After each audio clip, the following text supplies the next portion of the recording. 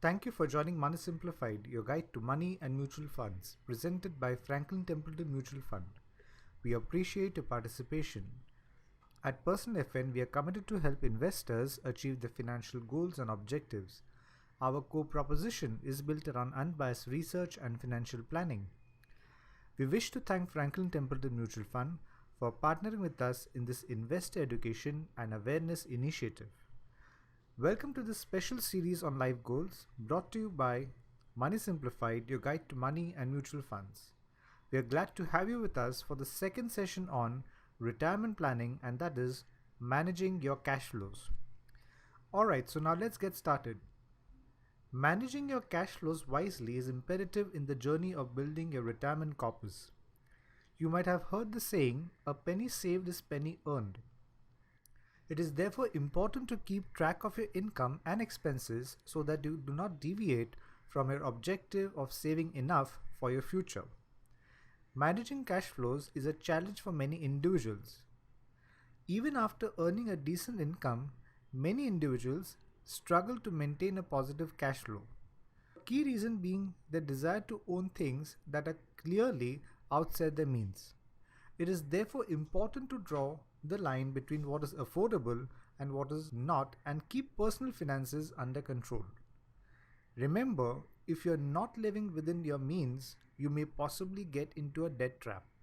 For that, you need to learn and distinguish between needs and desires so as to be able to comfortably manage your finances or cash flows better. So in this session of Money Simplified, we will help you understand how to handle your money better so as to save and invest a decent amount for your golden years of retirement. To begin with, here are 4 broad facets you should consider and the care you should take while managing your cash flows. Number 1, know your cash inflows. Number 2, know your cash outflows.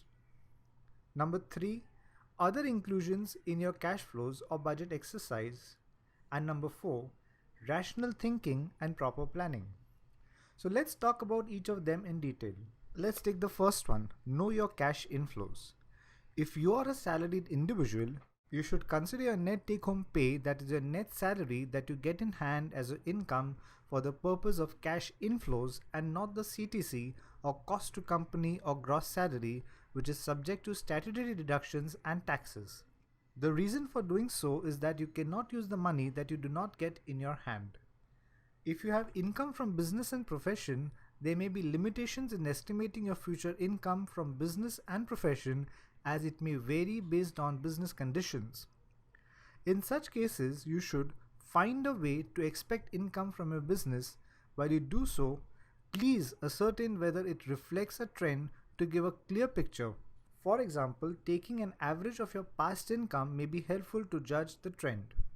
In the example, we have assumed that over the past 3 years, the total income drawn from business for personal use is Rs 27 lakh.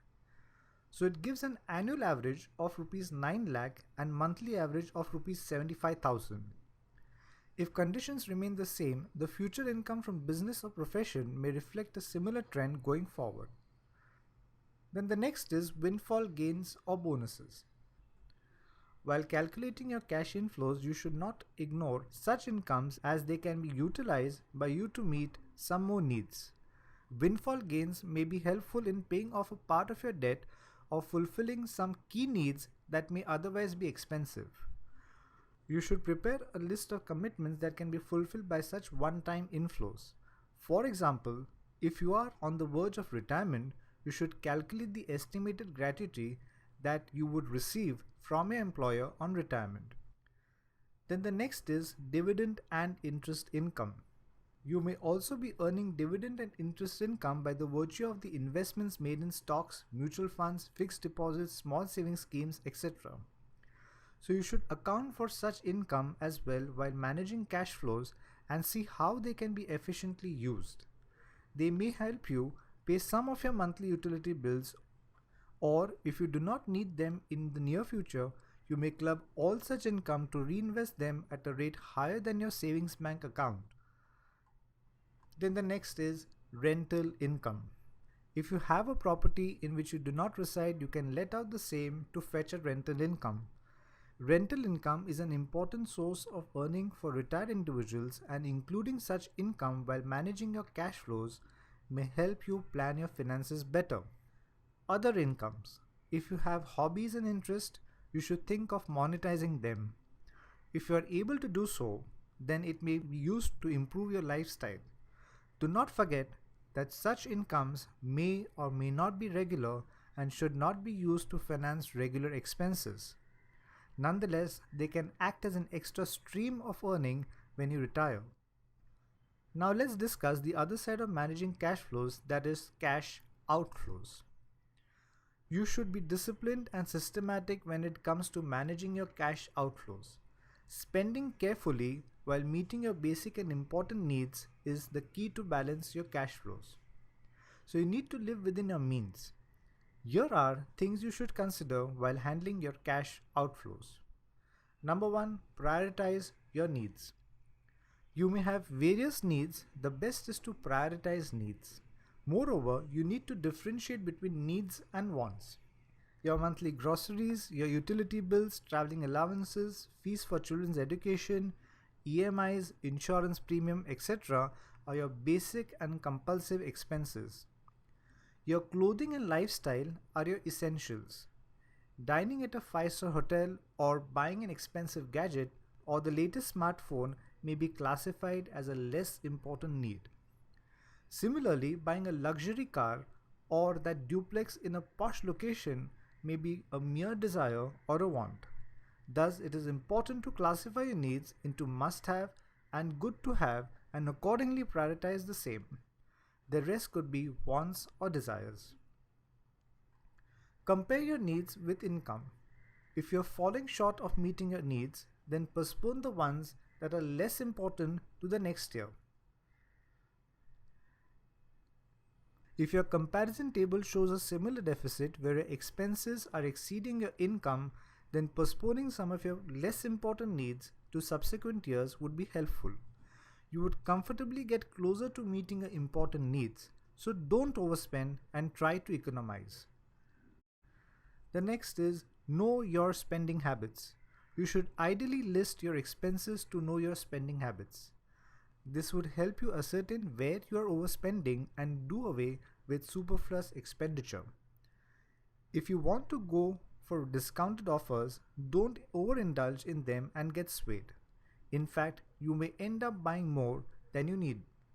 Pre-decide the frequency of dining out so that your expenses are within limit. While buying groceries, check for loyalty discounts and other offers. Set a limit on your expenses. This will help you in not going overboard under any expense head.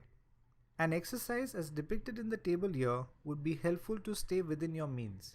Setting a limit on each head of expenses may help you keep your overall expenses under control, thus keeping your net cash flow positive. Set a target for your monthly investments. The way to create corpus for your golden years is to save and invest effectively. Hence, provisions for investment should also be a part of your annual budget.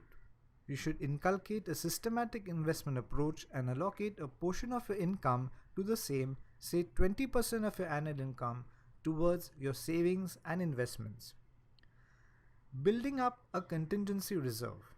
A contingency fund helps manage any sudden outflows without hampering your regular planned expenses.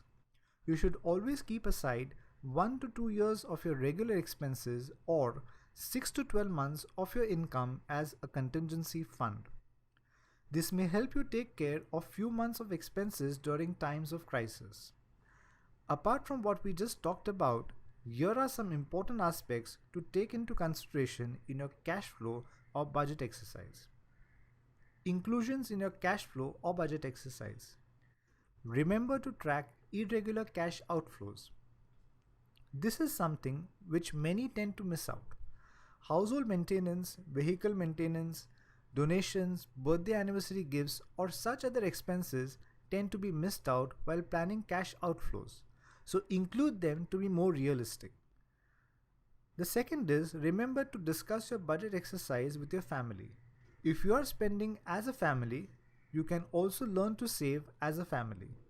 Keep your spouse and kids involved in the path of achieving your life goals and also celebrate achievement of key goals with your family, of course, being within your means.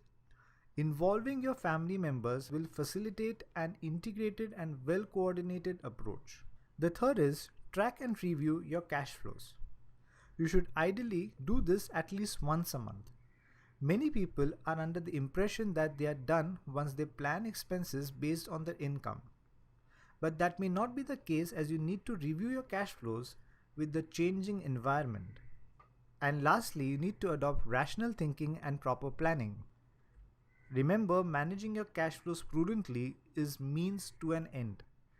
Rational thinking is imperative to manage your cash inflows and outflows. Moreover, prudent goal planning would help you lead a peaceful retirement. Adopt financial discipline while investing for your retirement and other financial goals. And if need be, take professional guidance to set your finances right.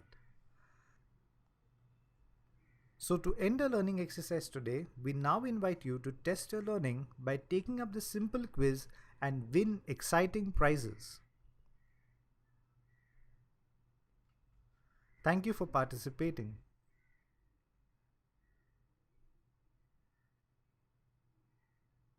Mutual fund investments are subject to market risks. Read all scheme-related documents carefully.